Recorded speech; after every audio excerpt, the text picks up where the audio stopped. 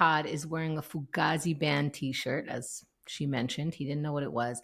Other than him not knowing anything about the band that he's promoting on his chest, what is odd and interesting about wearing a Fugazi shirt? Fugazi bands shirts at their concerts.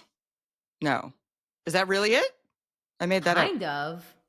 Kind of. Fugazi were a hardcore punk band, and the band was against selling band T-shirts. They never made merch. Oh, they were against merch. Yes, Oh, but that's here's the funny. thing. This is such an interesting band to me because at some point the band discovered that there was a bootleg place called JSR Underworld that was making Fugazi shirts.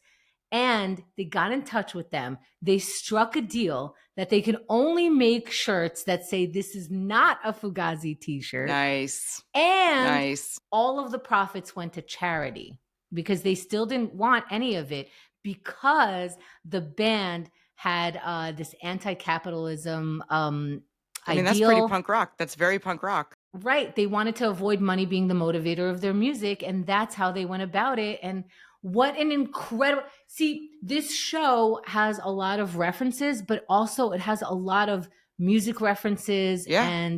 And I think that you can tell the writer is way into music. And yes.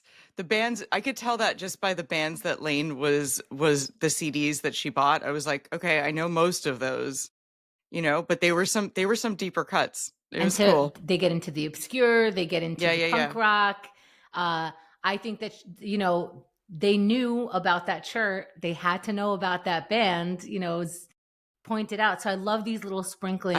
I did not know that. That's so cool. Yeah. How did you find that out? I am researching so much about whatever I can come up with. I'm like, I just walk in. Yeah.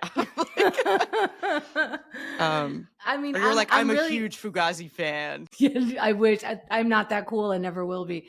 But that's why I'm kicking myself about the Rune thing, because I do spend a lot of time and I do find what I think is the most, interesting trivia. And I try to associate. I have a document of like 100 trivia items of Gilmore Girls, but there's a whole doc with, this goes with this episode because, Rune's in it, because the Fugazi shirt is in it. I had this Fugazi shirt thing from day one. Oh my God. I was waiting for this episode. You are crazy. I know, but I love it. It's so great. And when both of us missed the Richard Simmons thing. That's great. We're like, what? What does that mean? Nutmeg, feminine. Okay, so what kind of predictions do you have for us coming up? I obviously want, I think that eventually Mrs. Kim does soften, does become more quote unquote American in her thinking about her daughter because of Lorelai's influence. Based on this episode alone, their conversation didn't end on a sour note, which it very well could have. It didn't. And so I think we're going to see more. I still love the Lane show.